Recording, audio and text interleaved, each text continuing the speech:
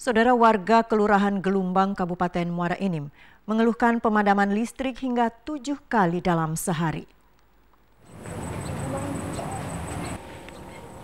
Hampir setiap hari terjadi pemadaman listrik di Kelurahan Gelumbang, Kabupaten Muara Enim, khususnya di perumahan Afifa.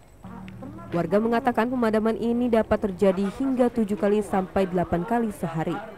Waktu padam hingga 8 jam lebih, terutama malam hari.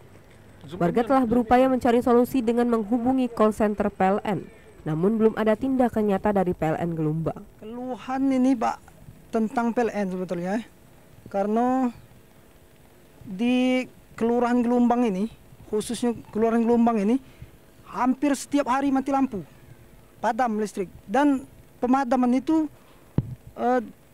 di luar batas normal, bisa kita katakan di luar batas normal, karena sehari bisa 6 kali sampai 7 kali, dan itu waktu pemadamannya cukup lama Pak.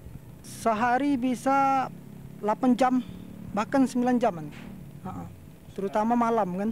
Warga berharap PLN dapat segera menghentikan pemadaman listrik karena mengganggu kegiatan masyarakat sehari-hari. Balkis Hijrah, Frans Reza, TVRI Sumsel melaporkan.